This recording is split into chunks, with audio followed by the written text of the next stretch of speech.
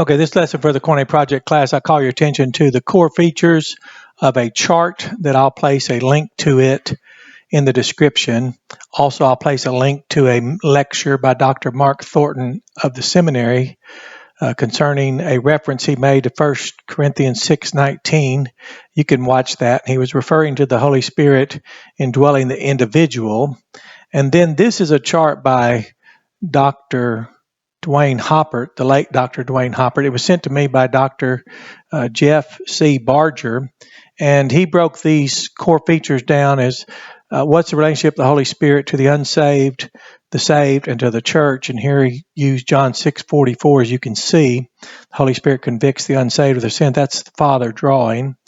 There's also a text in John 16 where the Holy Spirit will reprove the world. That's actually the word we get convict from. Then the core topic in the center here is indwells every saved person.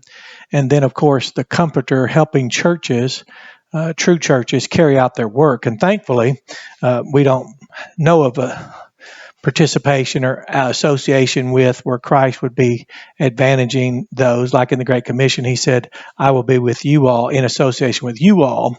And that was in disciple-making process. I quote again from the Christian Theology, Biblical, Historical, and Systematic by Adam Harwood, what had introduced our topic of the Holy Spirit and his relationship to the individual, the unbeliever, the believer, or the unsaved and the saved, and then the church. And I remind you that in this lecture, specifically, I'm trying to shed new light on a topic or a construct called New-Lightism that's highly charged historically speaking. Not so much today. I don't hear much about it from anybody, but nevertheless, it's still historically something that's out there, and we agreed to include it in our evaluation. So we'll shed new light on it. But he quoted here and said that God's Spirit indwells believers corporately, saying you is plural in 1 Corinthians 3:16. So with that in mind, and of course, here's a copy of the complete chart. I'll put the link to academia.edu where you can find that and download that PDF, and also the link to Dr. Mark Thornton's lecture. And then, of course, the notes I'll put in the description, that quote from that systematic theology. So let's do our homework from the language view, and let's look, as I call your attention, to 1 Corinthians, this is very brief, 3:16, but we'll get into a grammar question. It's really been brought to my attention by Dr. Barger. Now, he's seminary professor, scholar, grammarian. He's written several books, and he's guided me to check the grammar. So I checked the grammar, collaborated with him, and he is definitely onto something that perhaps we might call it a breakthrough, but I call it new light because I want to shed new light onto this topic. So Paul said to them, oîkεῖ, not, of course, negative particle, not, oîδατε, and this is perfect, date, have you all, plural, not noticed, and remember that's from G 1492, I'll put that there, 92. You remember that insightful word is in Galatians 2:16, Matthew 7:11, in some very critical places. Have you all not noticed that, that, naos, temple. Now, of course, this is a word for most holy place. Jesus said, tear down this temple, so he's referring to himself. And now Paul's speaking to this church, a body of Christ. We've already shown that in grammar. Have you all not noticed that a temple singular, theoǔ, of God, ἐστε, you all are, and he goes on to say, and, oh my, I'm rewriting, get so accustomed to freehanding, I forget to use English, and the pneuma, the Spirit capitalized, the Spirit to theoǔ, of the God, oîkεῖ is, third person, is dwelling, housing, dwelling.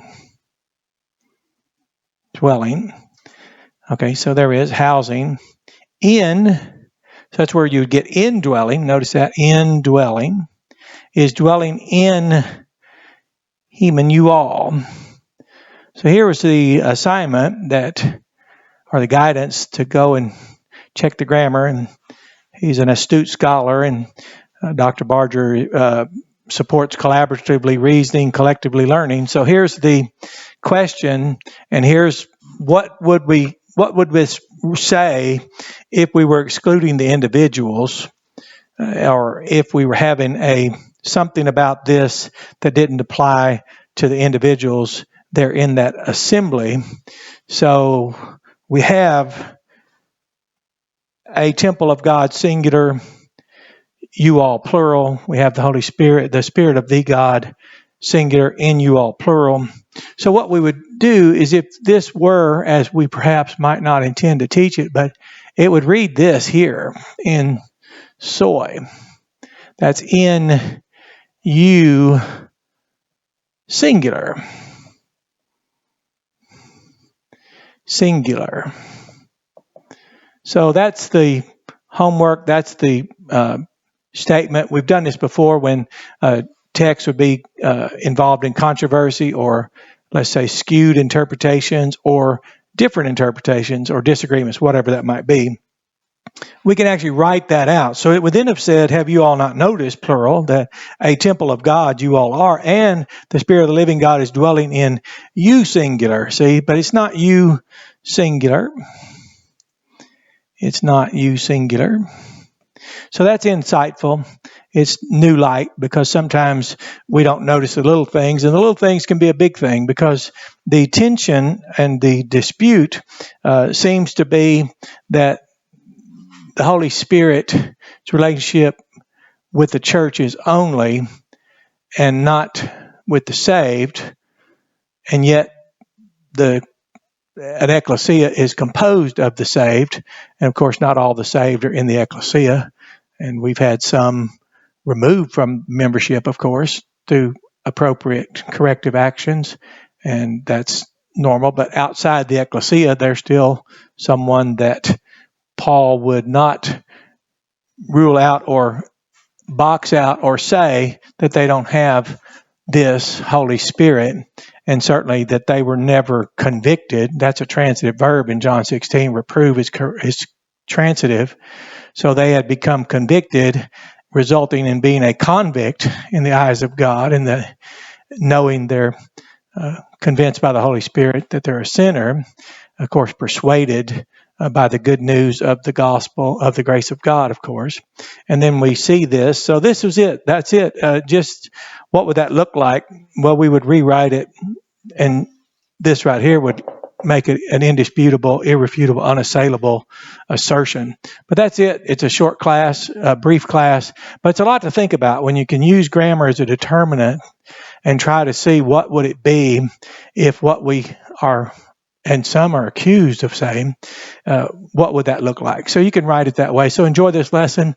Do your research. I'll do more lessons later. There's been very little time, so I jumped in here, make this very brief lesson. So you have a blessed day. Enjoy this lesson.